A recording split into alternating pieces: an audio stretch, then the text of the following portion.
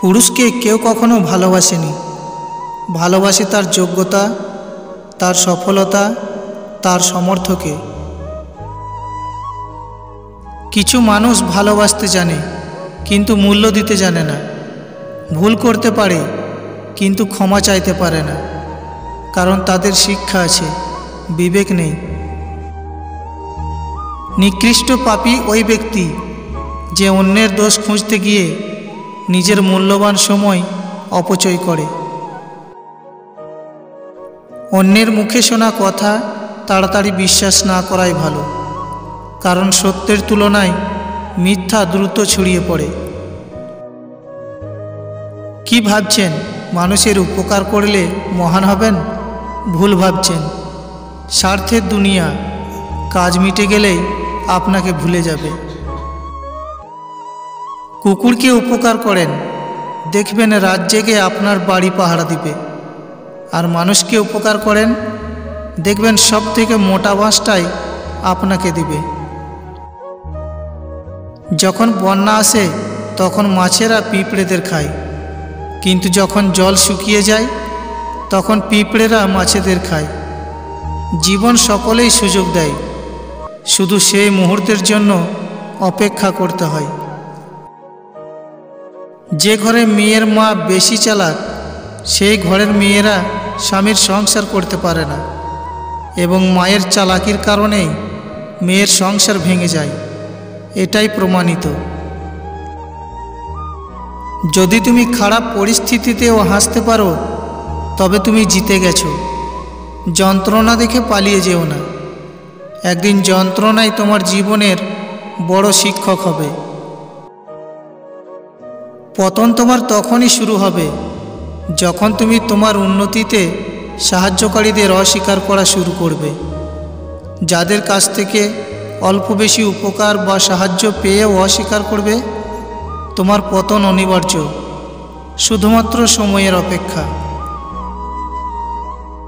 সম্পর্ক রক্তের বাঁধনে নয়, অনুভূতির বাঁধনে তৈরি হয়। যেখানে অনুভূতির বাঁধন থাকে সেখানে পরও আপন হয়, আর যেখানে অনুভূতির বাঁধন থাকে না সেখানে আপনও পর হয়। মানুষ যখন মিথ্যা স্বপ্ন আর আবেগের মাঝে থাকে তখন মনে হয় জীবনটা অনেক সহজ, আর যখন বাস্তবতার মুখোমুখি দাঁড়ায় তখন বোঝা যায় জীবন কতটা কঠিন। দুঃখ একটাই, আজও মানুষ চিনতে শিখলাম না। কেউ একটু ভালো আচরণ করলেই বিশ্বাস করে ফেলি। এই পৃথিবীতে ভাইরাস ছাড়াও আরও দুটি রোগ আছে, অর্থ আর স্বার্থ। অর্থ থাকলে সবাই আছে, আর স্বার্থ ফুরালে কেউ নেই। উচিত কথা বলা মানুষগুলোর ভালোবাসার মানুষ খুব কম থাকে, কারণ উচিত কথা সবার হজম হয় না। ভদ্রতা একবার, দুইবার, তিনবার দেখাবেন, তারপর যখন দেখবেন আপনার ভদ্রতাকে অন্যেরা দুর্বলতা ভেবে আঘাত করতে শুরু করেছে, তখন আপনার ভদ্রতা পকেটে রেখে তাকে তার ভাষায় জবাব বুঝিয়ে দেবেন। দেখবেন সে খুব সুন্দরভাবে সব বুঝে গেছে। তিল তিল করে সাজানো একটা স্বপ্ন যখন ভেঙে যায় তখন মানুষ স্বপ্ন দেখতে ভুলে যায়। আমি তোমাকে ছাড়া বাঁচব না, এই কথাটা শুধুমাত্র জলের ক্ষেত্রে সত্যি, বাকি সব ক্ষেত্রে মিথ্যা। দুঃখের সময়টা অনেক দীর্ঘ হয়, আর সুখের মুহূর্তগুলো ক্ষণিকেই চলে যায়। মস্তিষ্ক থেকে তৈরি করা সম্পর্ক বাজার পর্যন্ত চলে, আর মন থেকে তৈরি করা সম্পর্ক শ্মশান পর্যন্ত চলে। ভালোবাসা কখনো বয়স, সময় বা দূরত্বের কাছে হেরে যায় না, হেরে যায় অবিশ্বাস আর অবহেলার কাছে। যে তোমার সুখে আনন্দিত হয়, যে তোমার কষ্টে দুঃখ পায়, যে তোমার নীরবতার কারণ খোঁজে, সেই তোমার প্রকৃত বন্ধু। অতিরিক্ত কোনো কিছুই ভালো না, অতি শব্দটাই খারাপ। শীতকাল একটি পর্দাশীল ঋতু, যা মানুষকে অশ্লীল পোশাক থেকে দূরে রাখে। জীবনের খারাপ সময়গুলো অনেক কিছু শেখায়। একা থাকতে শেখায়, সাহসী হতে শেখায়, ধৈর্যশীল হতে শেখায়, জীবনের মানে বুঝতে শেখায়, পরিস্থিতি মানিয়ে নিতে শেখায়, শক্তিশালী হতে শেখায়, আর মানুষ চিনতে শেখায়। সম্পর্কের জন্য অর্থ নয়, একটুখানি বিশ্বাসের প্রয়োজন। ভালোবাসার জন্য রূপ নয়, একটা ভালো মনের প্রয়োজন। তেলযুক্ত খাবার আর তেলযুক্ত কথা দুটোই সুস্বাদু ও মিষ্টি। প্রথমটা নষ্ট করে শরীর, আর দ্বিতীয়টা নষ্ট করে সমাজ।